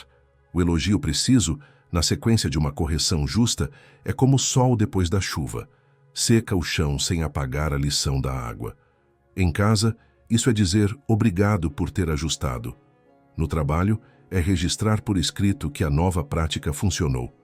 E quando você é quem precisa ser corrigido, receba como quem quer crescer. Resista à tentação de transformar a conversa em contra-ataque ou em vitimização. Peça exemplos, pergunte o que precisa mudar, proponha prazo, ofereça retornos. Se a correção veio no formato errado, pública, humilhante, exagerada, honre a parte verdadeira e em outro momento trate a forma. Se vier de má fé e sem verdade, proteja-se com dados, testemunhas e instâncias apropriadas, mas não abandone o princípio de aprender com qualquer porção de realidade que houver ali. O humilde sai de toda conversa maior do que entrou, mesmo quando o outro errou na mão. Há, claro, casos que exigem disciplina formal. Abusos, fraudes, repetição de padrões destrutivos. Corrigir sem humilhar aqui significa firmeza documentada, proteção de vítimas, envolvimento de autoridades, consequências proporcionais. O amor não encobre crime, nem transforma maldade em falha. A diferença continua sendo o espírito e o método. Mesmo ao aplicar sanções, busca-se justiça que reordena, não vingança que se alimenta do espetáculo. Quanto mais grave o caso, mais necessário o procedimento limpo, para que não reste dúvida sobre o porquê e o para quê das medidas. Na prática das próximas 24 horas, Exercite um ciclo completo em tamanho reduzido. Escolha uma pequena situação que pede ajuste. Pare por 5 minutos. Anote fato, impacto, pedido. Ore por sobriedade. Procure a pessoa. Trate curto e com respeito. Ouça. Combine um próximo passo com data. Registre. Depois, observe o clima. Se estiver mais leve, reconheça o acerto em voz alta. Se houver ruído, refine o processo. Talvez o foro, o tempo ou a forma precisem de ajuste. Faça o mesmo em relação a você. Peça a alguém um feedback específico e receba sem defesa. Corrigir e ser corrigido fazem parte da mesma humildade. No longo prazo, você verá que a correção sem humilhação vira uma assinatura da sua casa e do seu time. Conflitos não somem, mas deixam de virar crateras. Pessoas não andam pisando em cascas de ovo, andam com a segurança de que, se errarem, haverá verdade com misericórdia. E isso tem efeito direto na confiança. Quem sabe que pode ser confrontado com respeito, ousa mais, cria mais, serve melhor. A dor, então, cumpre um papel inesperado. Em vez de dividir, ela lapida. E o tempo de Deus, trabalhado nesse clima, produz algo que a pressa não fabrica, maturidade que permanece. Silenciar o drama interno. Existe uma rádio dentro de nós que nunca sai do ar. Quando a dor aperta, ela troca a música por editoriais, interpretações apressadas, manchetes em letras garrafais, previsões catastróficas. É o drama interno. Um narrador que não busca a verdade, busca alívio, que não organiza fatos, organiza defesas, que não dialoga com Deus, dialoga consigo mesmo até acreditar. O resultado é exaustão. Você não briga apenas com o problema real, briga com a novela inteira que sua mente produziu. Provérbios 19 nos convida a um gesto adulto e libertador, baixar o volume do espetáculo e voltar aos fatos. Não para negar a dor, mas para impedir que ela vire diretora do filme. O primeiro passo é reconhecer os artifícios dessa rádio. Ela usa absolutos, sempre, nunca, ninguém, tudo.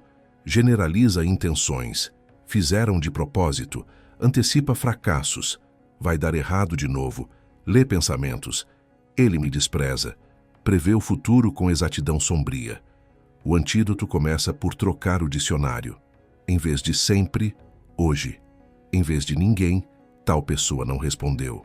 Em vez de não vai mudar, ainda não mudou.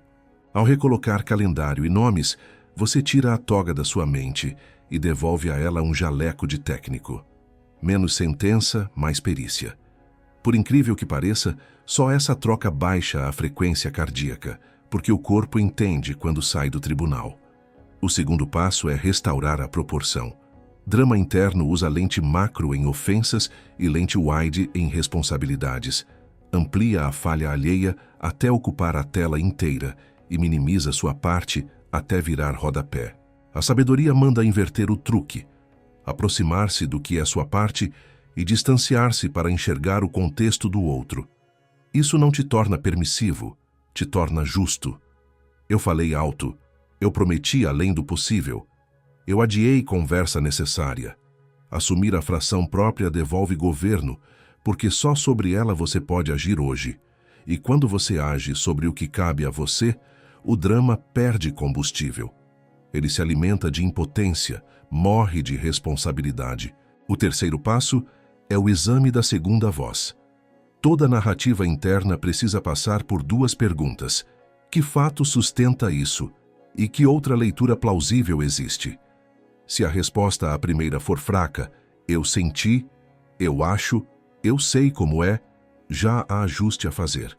Se a segunda produzir uma hipótese alternativa razoável, pode ter sido cansaço, pode ter sido um mal-entendido, pode ter havido um obstáculo legítimo, você ganhou tempo.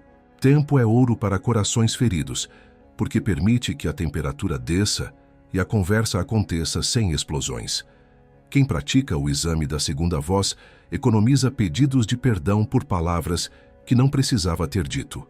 O quarto passo é colocar a oração no lugar certo, não como o megafone do drama, mas como torre de controle. Há uma diferença entre despejar e entregar. Despejar é despejar. Você só troca de sala, continua falando sozinho. Entregar é alinhar. Dizer a Deus o que você sente, ouvir o que Ele diz, pedir o próximo passo. Senhor, meu coração me acusa disso. O que é fato? O que é minha parte? O que devo fazer hoje? Oração assim é antídoto contra roteiros tóxicos, porque submete emoções à verdade e devolve a você um gesto concreto. Sem gesto, o drama volta. Com gesto, o drama encontra obstáculos. Você está ocupado obedecendo. O quinto passo é reduzir plateia. Drama adora audiência. Repetir a história para 5 pessoas diferentes não cura, cristaliza. Você fica bom em contar, mas não fica melhor em viver. Escolha 2 ou 3 ouvidos responsáveis, gente que guarda, ora, confronta, e leve a eles a versão com fatos e pedidos. Aconteceu X, eu senti Y, preciso dizer. Escuta, um conselho prático e oração. Saia com uma ação e um retorno. Sem isso, a conversa vira combustível para o próximo capítulo da novela interna. Com isso, vira trilho. O sexto passo é linguagem corporal. O drama fala pelo corpo. Ombros levantados, mandíbula tensa, respiração curta. Silenciar essa rádio exige técnicas simples. Soltar os ombros, alongar a expiração, descruzar os braços, fixar os pés no chão. 3 ciclos de respiração com foco em soltar o ar, não em puxar. Já dizem ao sistema nervoso que a guerra terminou. Corpo em paz ajuda a mente a obedecer. E mente obediente ajuda a boca a falar o que cura. Não subestime esse detalhe. Muito conflito nasce de um corpo em modo alarme, tentando fazer diplomacia. O sétimo passo é ritualizar saídas. Drama se fortalece em corredores sem placas. Você não sabe para onde ir com a dor. Crie 3 rotas: escrita breve, conversa breve, gesto breve. Escrever em 3 linhas o que aconteceu, o que você sentiu e o próximo passo possível organiza. Conversar 15 minutos com a pessoa certa evita que você repita a história à exaustão. Fazer um gesto pequeno, lavar a louça, caminhar, revisar um e-mail com calma, devolve senso de agência. Esses 3 movimentos repetidos transformam o asfalto da mente, que deixa de acumular poças de ressentimento e volta a drenar. O 8º passo é treinar o não vou narrar. Há horas em que, para silenciar o drama, basta recusar-se a narrar acontecimentos em tempo real. Em vez de montar frases durante a discussão, você se cala por dentro e por fora. Escuta, pergunta, confirma. Só depois escreve sua frase simples, sem metáforas inflamadas. Esse autocontrole impede que você crie cenas que depois terão de ser desmontadas. Evita a armadilha de performar dor para vencer a conversa. A vitória, aqui, é preservar o vínculo e a própria consciência. O 9º passo é cultivar alegria discreta. Drama interno perde espaço quando há pequenas fontes de prazer lícito espalhadas pelo dia. Música boa sem letra que te jogue para baixo. Comida simples e saborosa. Luz do sol no rosto. 5 páginas de um bom livro. Um abraço longo. Uma oração curta. Um serviço escondido. Alegrias pequenas irrigam o terreno onde a mente planta narrativas. Solo úmido pega menos fogo. Isso não é escapismo, é manutenção. Gente sem alegria vira combustível de si mesma. O 10º passo é monitorar gatilhos. Quais pessoas, horários, aplicativos, músicas, rotas disparam seu narrador? Ajuste. Silencie notificações à noite. Mude um trajeto que te irrita. Pare de seguir quem te empurra para a comparação. Limite contatos que só ampliam drama. A liberdade não está em aguentar tudo, está em organizar suas portas. Guardar o coração é, muitas vezes, proteger-se de estímulos que te sequestram. Você não é obrigado a oferecer palco ao que te adoece. Para as próximas 24 horas, pratique o protocolo radar. Reconhecer a narrativa, estou dramatizando. Anotar 3 fatos, dar nome à sua parte, apresentar a Deus, realizar um passo simples. 5 minutos bastam. Faça-o 2 vezes, na primeira turbulência do dia e ao anoitecer. Ao final, perceba o que mudou. menos refluxo de palavras, menos cansaço de cabeça, menos vontade de convocar plateia. O problema talvez continue, mas agora ele ocupa o tamanho certo. E coisas com tamanho certo podem ser tratadas. Silenciar o drama interno não é calar a alma, é dar a ela um maestro. A dor continua tendo solo, mas sob partitura. O coração aprende a sofrer com dignidade, a falar com precisão, a esperar com trabalho. E nessa orquestra, o tempo de Deus deixa de parecer atraso e começa a soar como ritmo. Ritmo que cura, porque permite que a verdade apareça, que a graça ajude e que você permaneça inteiro. É assim que a vida volta a caber no peito. E é assim que, devagar e de verdade, a paz deixa de ser um desejo e passa a ser endereço. A arte de esperar trabalhando. Confiar no tempo de Deus não é cruzar os braços, é alinhar as mãos. Esperar trabalhando é a disciplina de obedecer ao próximo passo, mesmo quando o cenário não se move na velocidade do desejo. É plantar sem ver nuvem, capinar sem ouvir trovão, revisar ferramentas enquanto a chuva não vem. Para a mente apressada, isso parece perda de tempo. Para a sabedoria de Provérbios, é justamente assim que o tempo passa a teu favor. Porque o relógio de Deus não mede ansiedade, mede fidelidade. Ele encontra você no lugar do dever, e não no palco da pressa. Quem espera trabalhando se torna a pessoa certa, antes que a oportunidade certa chegue. E quando ela chega, encontra alguém pronto, não alguém desesperado. Esperar trabalhando começa com um inventário sincero de responsabilidades presentes. Em cada área da vida, existem passos que já sabemos que Deus aprova. Ordenar a casa, honrar compromissos, reparar palavras, estudar a verdade, cuidar do corpo, servir alguém próximo, organizar finanças com justiça, fazer bem feito o que já está em nossas mãos. A tentação é usar a dor e a incerteza como desculpa para largar o básico. Mas é exatamente o básico que sustenta o espírito enquanto o céu não abre. A alma respira quando a cama é feita, a conta é paga, a reunião é preparada, a conversa necessária é marcada, a oração simples acontece. Não porque esses gestos compram favor, mas porque realinham o coração com um Deus que trabalha no ordinário tanto quanto no extraordinário. Esperar trabalhando também pede foco. O futuro tem 1000 variáveis, o próximo passo tem uma. A ansiedade tenta jogar você no tabuleiro inteiro, adiantando possibilidades, catastrofizando cenários, imaginando diálogos. O governo de si recolhe o olhar para o quadrado de agora. Qual ação fiel está ao meu alcance hoje, que honra a Deus e serve pessoas? Essa pergunta corta 90% do ruído. Se a resposta envolver outros, acrescente um traço de engenharia. Quem precisa saber, quando, em que formato, com que prazo. Você não resolve o ano, mas resolve amanhã, e amanhã bem resolvida prepara a tarde, a noite. É assim que semanas ganham dignidade, mesmo sem grandes notícias. Há um aspecto de caráter nessa arte, consistência. Esperar trabalhando não se alimenta de explosões de ânimo, e sim de ritmos humildes. A oração curta feita todos os dias rega mais do que a vigília ocasional que vira vitrine. O estudo de 15 minutos com anotações honestas alimenta mais do que uma maratona que não volta. O pedido de perdão rápido hoje vale mais do que a carta perfeita que nunca é enviada. Essa constância não é glamour, é maturidade. E maturidade é o que nos impede de transformar toda demora em deserto sem água. No calendário, constância vira agenda. No corpo, vira sono. Nas relações, vira confiança. Na alma, vira paz. Esperar trabalhando exige escolhas de linguagem e postura. Em vez de não está acontecendo nada, você diz, estou fazendo minha parte e confiando no restante. Em vez de ninguém me ajuda, contei com A e B para C, vou buscar alternativa. Em vez de nunca vai, ainda não foi. Hoje eu avanço 1 centímetro.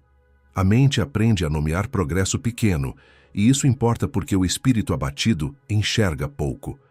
Nomear milímetros impede que você destrua o próprio ânimo por desatenção. É como marcar com estacas o que já foi concretado. Amanhã você verá que o terreno andou.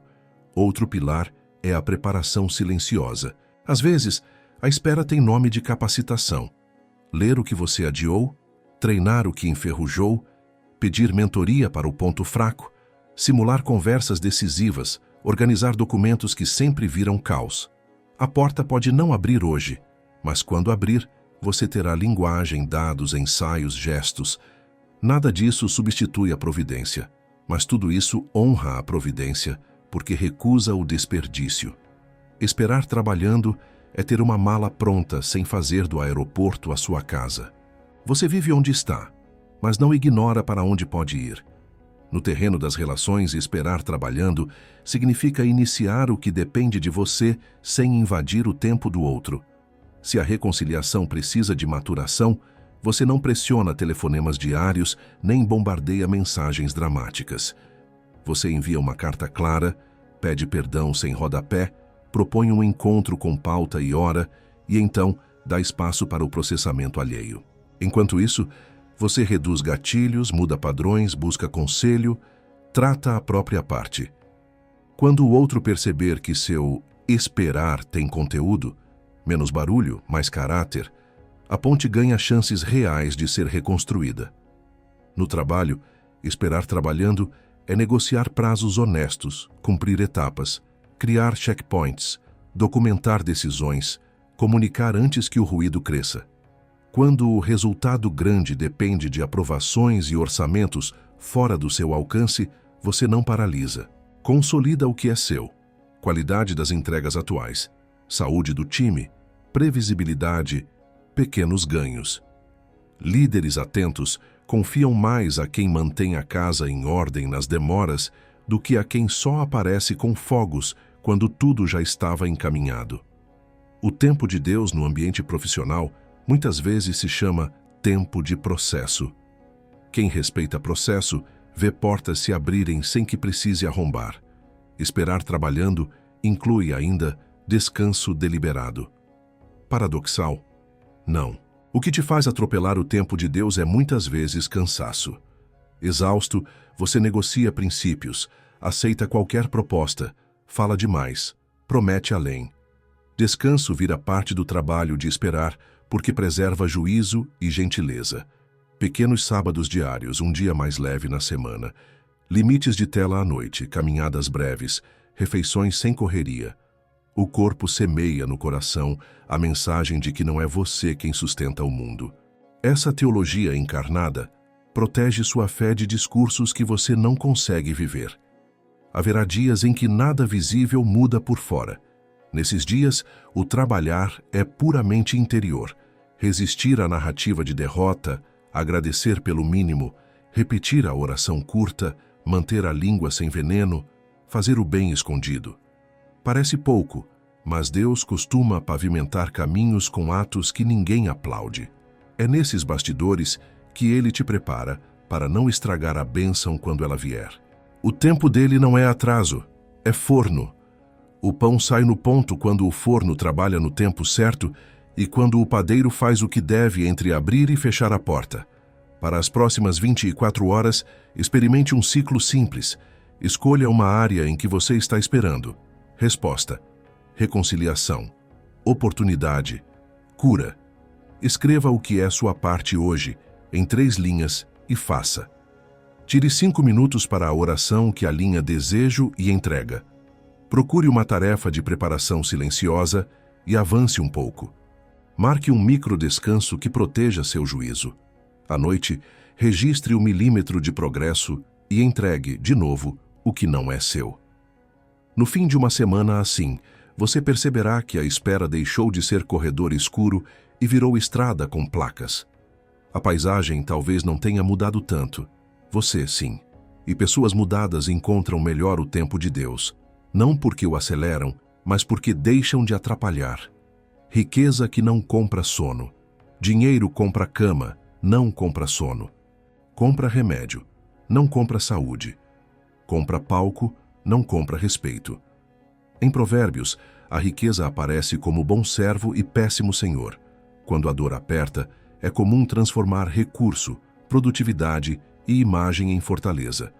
Se eu trabalhar mais, ganho paz. Se eu ganhar mais, nada me atinge. Se eu parecer melhor, me poupam da crítica. Por fora, parece muro alto. Por dentro é papelão. A primeira ventania, um diagnóstico, uma ruptura, uma falha pública, uma perda, encosta e a estrutura range. A paz que dependia de números e narrativas se revela cara demais para manter.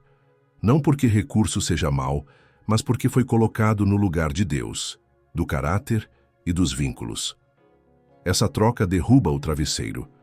Riqueza que dá descanso nasce de processos limpos. Dinheiro que chega por caminhos tortos vem com escolta de ansiedade, medo de ser descoberto, necessidade de versões, vigilância constante sobre cada fio solto. O recurso que passa pela balança justa, pelo combinado escrito, pela entrega real, dorme com você. Mesmo quando é pouco, é leve. Porque não cobra teatro, não exige defender mentira, não transforma amigos em contadores de histórias convenientes. É por isso que Provérbios prefere pouco com justiça a muito com iniquidade. O pouco com justiça não é culto à escassez, é culto ao sono. E sono, em tempos de batalha, vale ouro. Outro engano: acumular como antídoto para o medo. Há temporadas de provisão larga e temporadas de vacas magras. Planejar é sábio. Mas quando o acúmulo vira altar, a mão fecha para Deus e para o próximo, e a alma aperta por dentro. Você começa a olhar pessoas como custo e oportunidades como ameaça ao seu estoque. A generosidade então deixa de ser gesto de fé e vira campanha de imagem. E a imagem é um buraco que nunca enche. A cura não está em romantizar pobreza, está em reposicionar confiança. Recursos foram dados para sustentar missão e gente. A pergunta muda de quanto eu tenho para quanto disso cumpre propósito. Essa virada não diminui sua diligência, limpa seu motivo. Em casa, riqueza que não compra sono aparece de maneiras discretas. Horas extras que compram presentes, mas vendem presença. Compromissos assumidos para garantir o futuro que cobram do presente o oxigênio que falta. Projetos paralelos que trazem alguma renda e muito ruído. Às vezes, reduzir o padrão salva o coração. Casa mais simples, rotina mais humana, mesa mais constante, tela menos onipresente. Você não perdeu nível, você ganhou fôlego. Crianças lembram de vozes, não de etiquetas. Cônjuges lembram de tom, não de likes. O sono de uma família valiosa é melhor investimento do que qualquer troféu que exige turnos intermináveis. No trabalho, paz e prosperidade caminham juntas quando a meta respeita a gente. Cronogramas que cabem em corpos, critérios públicos para bônus, transparência em decisões duras, crédito distribuído com precisão. Cultura limpa reduz custos invisíveis. Fofoca, competição tóxica, sabotagem, turnover. A riqueza dessa empresa compra sono de verdade. As pessoas trabalham forte e voltam para casa inteiras. Onde o ganho depende de medo e segredo, a conta vem cobrando almas. E alma esgotada não sustenta resultado por muito tempo. Há também a riqueza de vitrine, reputação digital, imagem sem lastro, frases lapidadas cobrindo falhas não tratadas. Ela compra aplauso, não compra credibilidade. Credibilidade se constrói com verdades pequenas acumuladas, promessas cumpridas, reparos rápidos, silêncio sobre o que não te pertence dizer, gratidão precisa, reconhecimento público de quem te carregou nos ombros. Esse patrimônio ninguém hackeia. E quando a tempestade vier, e virá, ele segura a casa enquanto você ajusta telhas. E quando falta dinheiro de verdade? Quando a questão não é excesso, é escassez? O mesmo princípio vale. Paz não vem de fantasia nem de culpa, vem de fidelidade.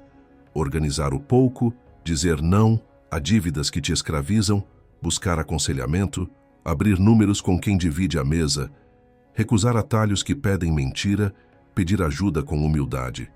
Há uma dignidade robusta em atravessar a escassez com processos limpos. Ela não resolve todos os boletos, mas preserva o que nenhum credor pode tomar: seu nome, sua consciência, seu Deus. E muitas vezes, justamente nessa limpeza, Deus abre portas inesperadas, porque Ele confia mais recursos a quem não os usa para fabricar ídolos.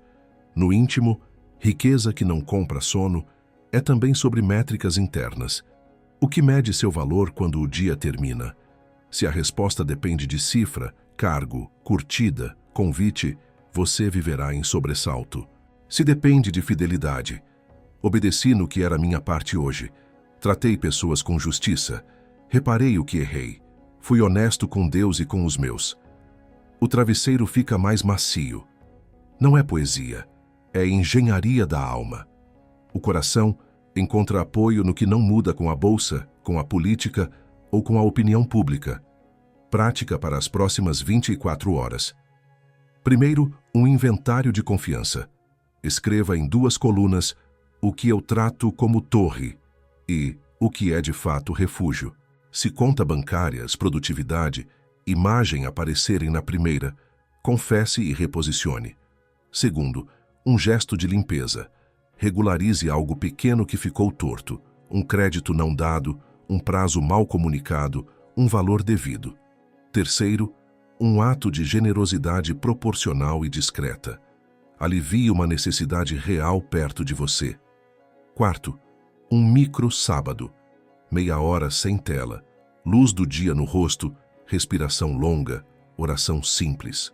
Por fim, entregue em voz baixa: Senhor, o meu descanso não está no que possuo, mas em quem Tu és. Dá-me processos limpos, mão aberta, sono que vem do Teu cuidado. No longo prazo, você verá a matemática de Deus funcionando nos bastidores. Talvez você não suba tão rápido quanto quem pisa princípios, mas também não cairá como quem sobe por corda podre. Seus ganhos terão teto?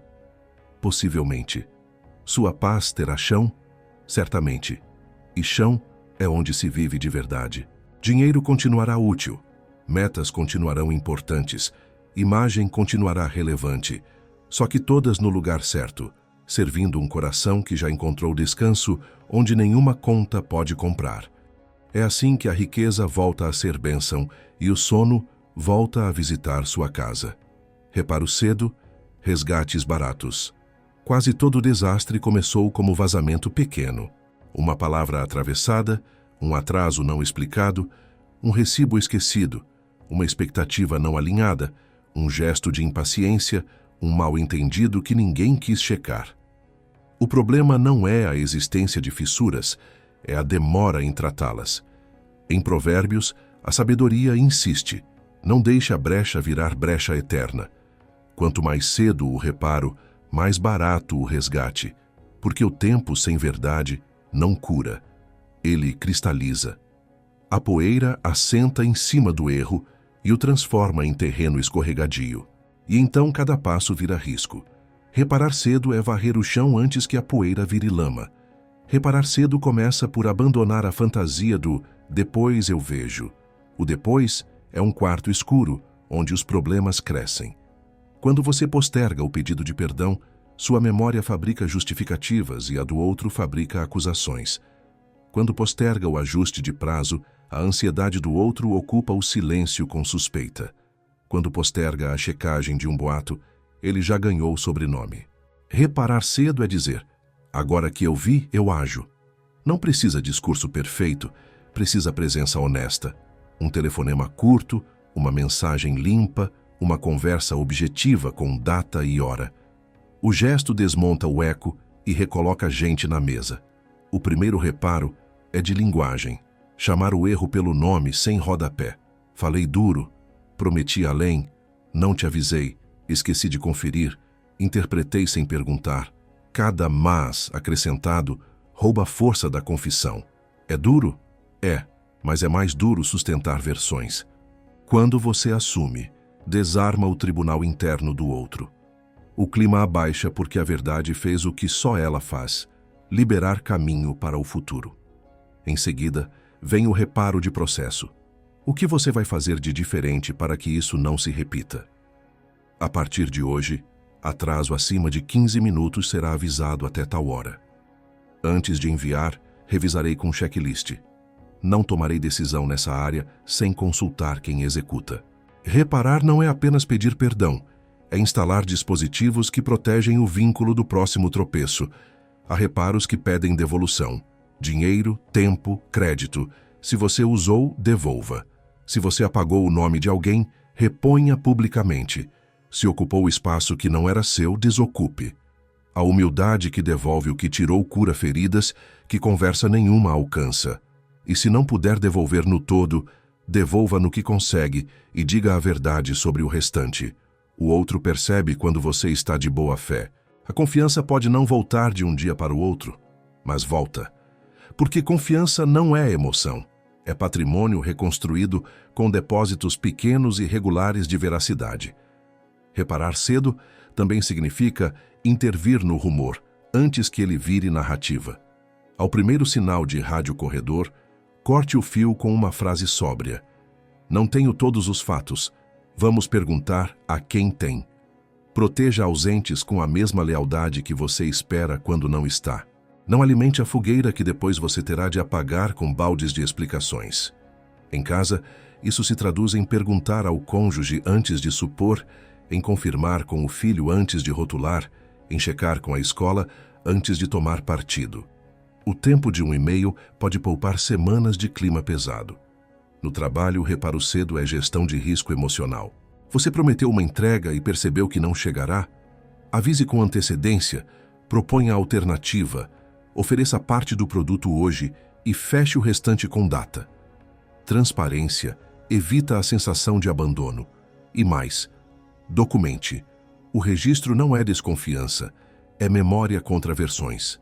Num ambiente saudável, documentação é pacto de paz. Quando a memória falhar, o combinado nos lembra quem ficou com qual peça do quebra-cabeça.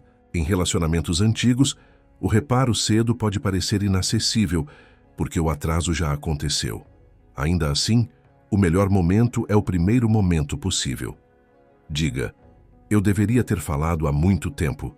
Sinto vergonha, mas não quero que isso continue pesando sobre nós. A coragem tardia ainda é coragem. Às vezes o outro não estará pronto para receber. Respeite o tempo, não force. Reparar cedo, aqui, incluirá aceitar um processo. Você plantou sementes num terreno cheio de entulho. Precisa ajudar a limpar antes de esperar flores. Há também a arte de reparar o tom com o corpo. Se você feriu com volume, repare com presença serena. Se feriu com ausência, repare com constância. Se feriu com indiferença, repare com atenção. O corpo fala alto. Cada aparição pontual, cada silêncio que escuta, cada gesto preventivo reescreve o que a sua boca escreveu torto. E quando a situação envolver dano sério, reparo cedo é acionar instâncias corretas. Liderança, terapia, justiça. Não esconda crime sob o tapete das boas intenções. Reparar cedo, nesses casos, protege vítimas e o próprio ofensor de aprofundar o abismo. Reparar cedo não significa aceitar qualquer culpa.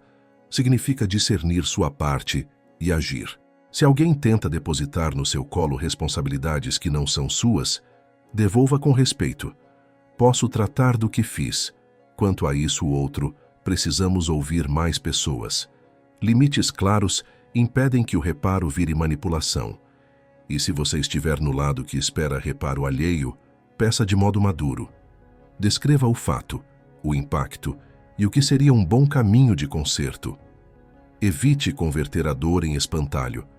Quanto mais preciso o pedido, mais possível o retorno. Para praticar nas próximas 24 horas, faça um inventário rápido. 3 fissuras que você identifica hoje. Uma de palavra, uma de processo, uma de relação. Haja em cada uma com passos mínimos. Palavra, uma confissão sem rodapé. Processo, um ajuste formal com checklist e prazo. Relação, um contato curto pedindo conversa e propondo pauta enxuta. Registre o combinado. Ao final do dia, anote o que mudou. Talvez não seja a reconciliação total, mas é menos pressão no peito, menos eco na casa, menos fumaça na equipe. Isso é reparo funcionando. No longo prazo, reparo cedo, resgates baratos vira cultura. Quem vive assim raramente lida com explosões porque desarma estopins. Erros deixam de ser tratados como identidades e voltam a ser eventos com solução. A culpa perde o trono e a responsabilidade ganha a mesa. E a confiança, que parecia quebrada para sempre, se recompõe como vitral. Ainda há marcas, mas agora elas fazem parte de uma obra que deixa a luz passar. É esse tipo de paz que nasce quando você decide que não haverá vazamentos anônimos na sua história. Onde pingar, você limpa. Onde trincar, você cola. Onde rachar, você chama ajuda. E o futuro, agradecido, volta a respirar. Entre dor e destino. Chega ao ponto em que não é mais sobre teoria, é sobre travessia. A dor está aí. O relógio corre, as contas da pressa já foram pagas, alguns vínculos foram remendados, outros ainda pedem tempo. Você olha para trás e vê o rastro. Momentos em que o relâmpago prometeu atalho e apagou a estrada. Decisões em que caráter custou caro, mas salvou seu sono. Cenas em que o auto-engano quase convenceu. Silêncios de discrição que evitaram incêndios. Juros da pressa que você aprendeu a quitar com prudência. Conselhos que encurtaram meses. A paciência que instalou vãos de dilatação no coração. Generosidade que lubrificou portas emperradas. Promessas com margem que devolveram previsibilidade ao seu nome. Correções sem humilhar que trocaram tribunal por oficina. A rádio do drama interno que perdeu audiência. A espera que virou trabalho. Riqueza recolocada no lugar de servo. Reparo cedo que baratearam resgates. Tudo isso não é um álbum de frases bonitas. É infraestrutura espiritual. É a reengenharia da sua casa por dentro para que o tempo de Deus tenha onde pousar sem quebrar telhado. Entre dor e destino existe uma ponte chamada fidelidade. Não é brilho, não é sorte, não é o milagre sem processo que a nossa ansiedade deseja. É fidelidade aplicada hoje no próximo gesto possível. O futuro que você ora não chega por encomenda de último minuto. Ele vem sendo construído enquanto você escolhe a verdade em vez da versão. O processo em vez do palco, o conselho em vez do eco, o limite em vez da culpa, o descanso em vez do desempenho como ídolo. Provérbios 19 não nos poupa da realidade. Há consequências, há limites, há espera. Mas exatamente por isso, nos oferece algo melhor do que alívio. Oferece direção. Dor sem direção amargura. Dor com direção amadurece. Olhe então para a sua dor com novos olhos. Ela não é seu nome, é sua professora. Apressados perguntam, como saio disso logo? Sábios perguntam, o que esta dor está me ensinando sobre Deus, sobre mim, sobre os outros, e como eu aplico isso ainda hoje? Essa pergunta troca desespero por curiosidade, e a curiosidade é humilde. Ela escuta, pergunta, registra, testa, corrige. Desse lugar, confiar no tempo de Deus deixa de ser não fazer nada e vira fazer a minha parte e não invadir a parte dele. Você para de exigir manchetes do céu e começa a celebrar parágrafos.